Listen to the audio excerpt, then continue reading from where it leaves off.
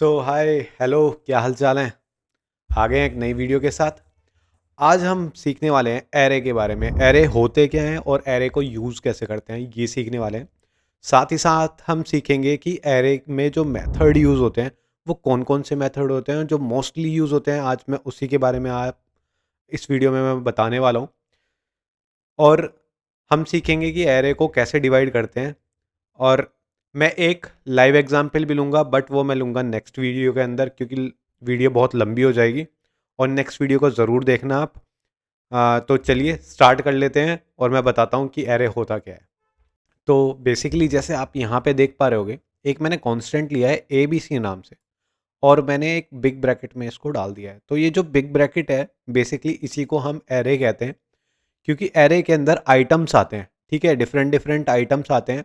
कहीं भी आप एरे बना हुआ देखेंगे जो बड़ा ब्रैकेट होता है उसके अंदर बना होगा, और साथ ही साथ उसके अंदर आइटम्स होंगे कुछ। ठीक है, मतलब वैल्यूज़ पड़ी होंगी उसके अंदर। उसी को हम एरे बोलते हैं। मतलब एक तरीके से कंटेनर होता है, कंटेनर के अंदर सेट ऑफ वैल्यूज़ होती है। तो मतलब ये सेट सेट है वैल्यूज़ का, जो कि एक कंटेनर के अंदर पड़ा हुआ है। ये कंटेनर है, ब्रैकेट मान लीजिए एक कंटेनर है। मतलब बेसिकली मान क्या लीजिए, ये होता ही कंटेनर है, और इसके अंदर हमारी वैल्यूज़ पड़ी होती हैं। इसी को हम एरे कहते हैं। और एरे को यूज़ कैसे करते हैं हम, मतलब अगर डिफरेंट डिफरेंट टाइप से हमें यूज़ करना है तो डिफरेंट डिफरेंट मेथड होते हैं। जैसे कि आप ये साइड में देख पा रहे होंगे, ये डिफरेंट डिफरेंट मेथड्स हैं। और हम इन मेथड्स को कैसे यूज़ करेंगे मैं इसमें बताने वाला भी हूँ। और जो सबसे पहला मेथड है हमारा, मैं यहाँ पे वैल्यू ले लेता हूँ। सपोज़ करो मैं यहाँ पे ए बी सी में मैंने नाम ले लिए, राम ले लिया। ठीक है, यहाँ रवि ले लिया, और मैंने स्ट्रिंग लिए हैं। ठीक है, और स्ट्रिंग हमारे डबल कोट्स के अंदर आते हैं, ये ज़रूर ध्यान रखना। और अगर मैं यहाँ पे नंबर ले लेता हूँ, यहाँ मैं 2 ले लेता हूँ, ये डबल कोट्स के अंदर नहीं आएगा क्योंकि ये नंबर है। और फिर इसके बाद मैं यहाँ पे एक कॉमा लेके 5 ले लेता हूँ। ठीक है, ये मैंने डाल दिए एक एरे के अंदर। अब क्या करेंगे, हम इस एरे की लेंथ को चेक करेंगे। लेंथ को चेक करने के लिए हमें क्या करना पड़ेगा, यहाँ कंसोल कराएंगे, कंसोल डॉट लॉग। और इस ब्रैकेट के अंदर हम क्या लिखेंगे, एरे का नाम। एरे का नाम क्या है, ए बी सी। यहाँ लिखेंगे dot L E N G T H. हमने ए बी सी की लेंथ पता करने के लिए कंसोल लॉग में करवाया, और यहाँ पे हम इसको टर्मिनेट कर देंगे सेमीकोलन लगा के, और इसको रन करवाएंगे और देखते हैं क्या आता है। तो हमारी जो लेंथ आई है, जो एरे की लेंथ आई है वो 4 आई है। ठीक है, ये चीज़ समझ गए। अगर हमें लेंथ निकालनी होती है तो हमें सिंपली इसको लिखना पड़ता है, मतलब A B C dot length लिखना पड़ता है। तो ये एक एरे की लेंथ निकाल देगा। अब ये आप कह रहे होगे ये 4 कैसे आई है। ठीक है, तो 4 बेसिकली ये काउंट करता है 1 2 3 4। ठीक है, इसमें 4 कैरेक्टर हैं, इनको काउंट करता है वो। और इसी के साथ साथ अगर हम इसको चेक करवाना चाहें, मतलब इसके अंदर हम वैल्यू को इंसर्ट करवाना चाहें, तो हमारा जो दूसरा मेथड है वो है हमारा पॉप। वो क्या करता है, सॉरी पुश।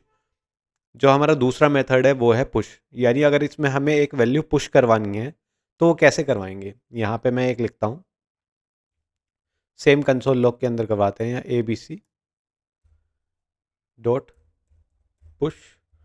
और ये हमारा मेथड है, तो इसमें ब्रैकेट आएगा, और इसी के अंदर हम क्या लिखेंगे, वैल्यू। अब इसके अंदर हम एक कैरेक्टर को ऐड कर रहे हैं, तो इसके अंदर हम दे देंगे डबल कोट्स, और यहाँ पे दे देते हैं एस ए आई, साई। ठीक है, और मैं इसको रन करवाता हूँ तो देखते हैं क्या आता है। यहाँ एक कैरेक्टर ऐड हो गया है। ठीक है, यहाँ पे एक कैरेक्टर ऐड हो गया है। अब इसको चेक करवाने के लिए हमें क्या करना पड़ेगा, यहाँ पे कंसोल लॉग लिखना पड़ेगा। मैं इसी को कॉपी करता हूँ और चेक करते हैं कि इसके अंदर क्या आया है। इस एरे के अंदर क्या है, इसको हटाते हैं, और यहाँ पे हम चेक करते हैं। इस ब्रैकेट को क्लोज करते हैं और रन करवाते हैं, और देखते हैं क्या आया। ये देखो, यहाँ पे एक हमारा साई नाम से एक स्ट्रिंग ऐड हो गया है। ठीक है, जितनी भी हमें वैल्यू ऐड करवानी होती है, तो हमेशा ये ध्यान रखना, जो पुश जो काम करता है, पुश क्या काम करता है, हमेशा पीछे ऐड करेगा। मतलब जहाँ आपका एरे ख़त्म हो रहा होगा, जैसे हमारा 5 पे ख़त्म हो रहा था पहले, तो उसी के बाद ये ऐड करना शुरू करेगा। ठीक है, ये ध्यान रखना, ये हमेशा लास्ट में ऐड करता है। और इसी में क्या होता है, पॉप। ठीक है, पॉप क्या काम करता है, अगर मैं यहाँ पे पुश की जगह पॉप लिख देता हूँ,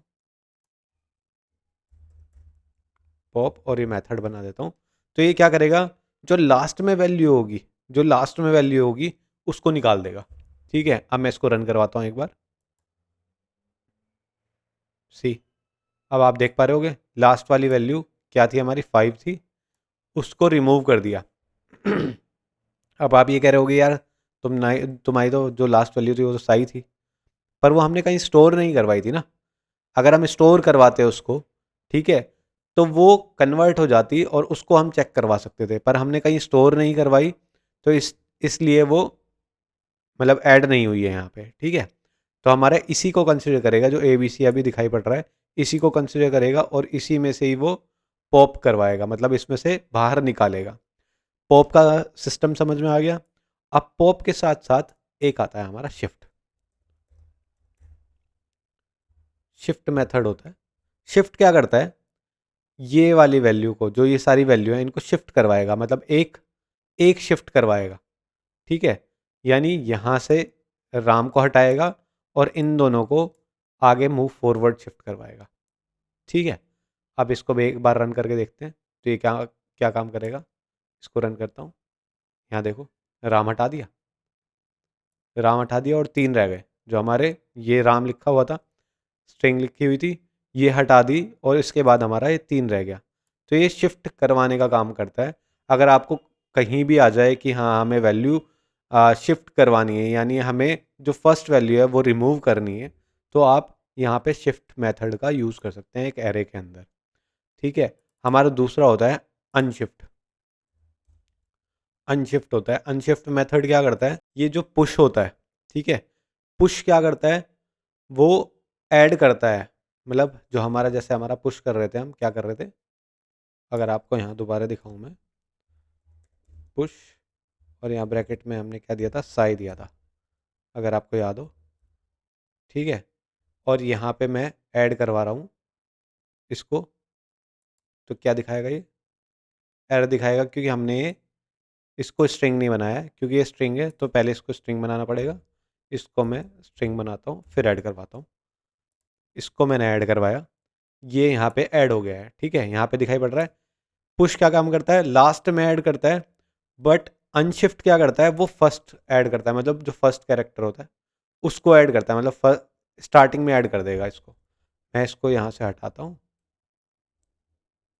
यहाँ पे करवाता हूँ अनशिफ्ट। ठीक है, अनशिफ्ट करता है और क्या करेगा, यहाँ पे ऐड करेंगे तो स्टार्टिंग में ऐड कर देगा। वो सही, आप स्टार्टिंग में ऐड कर दिया। पॉप का भी आपको समझ में आ गया, पुश भी समझ में आ गया।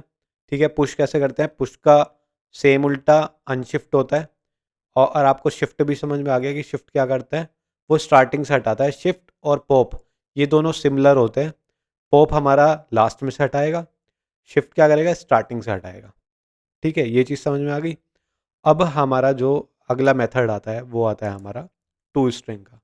अब क्या करना होता है, हमें ए बी सी को टू स्ट्रिंग में चेंज करना होता है, यानी जो ये ब्रैकेट्स लगे हुए हैं ना, यहाँ पे आपको ब्रैकेट दिखाई पड़ रहे हैं, ये इन ब्रैकेट को रिमूव करना है हमें।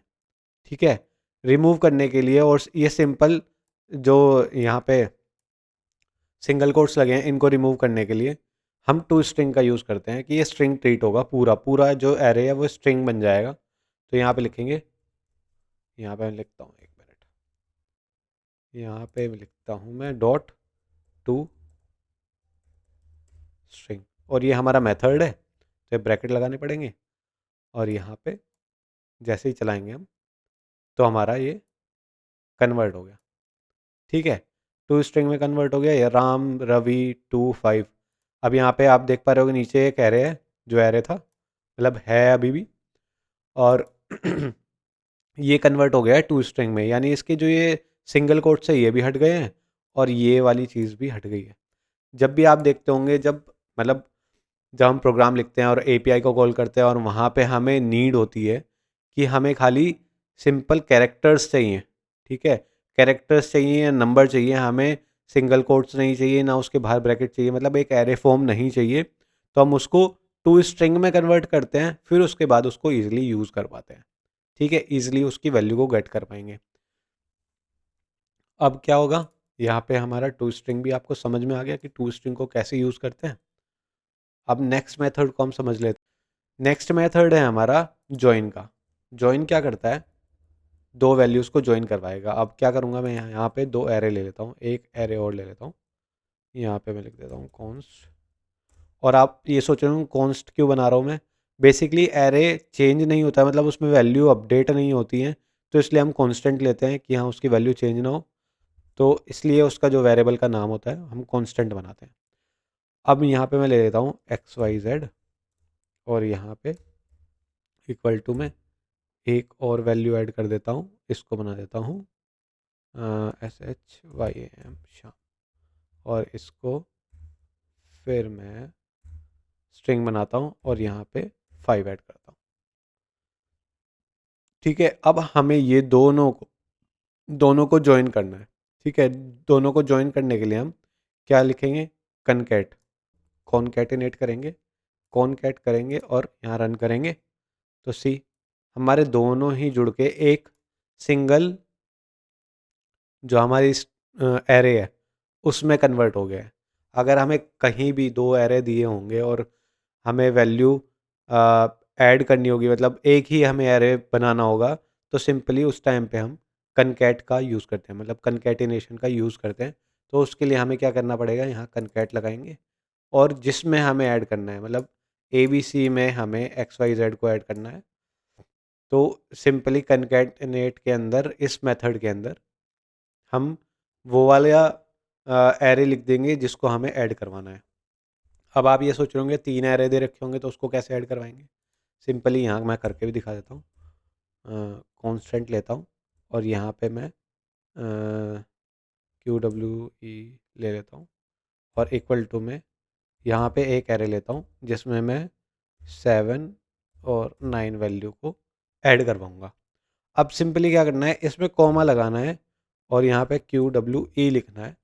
तो ये क्या करेगा, इसके अंदर, मतलब ए बी सी वाला जो आपको दिखाई पड़ रहा है, इसके अंदर इन दोनों एरेज़ को ऐड कर देगा और एक एरे बना देगा प्रॉपर। तो एक बार रन करवाते हैं, तो सी देखिए, यहाँ पे मैंने 7 और 9 लिखवाया था, 7 और 9 लिख दिया है और ये पूरा एक हमारा एरे बन के तैयार हो गया है, ठीक है? यहाँ पे आपको दिखाई पड़ रहा है।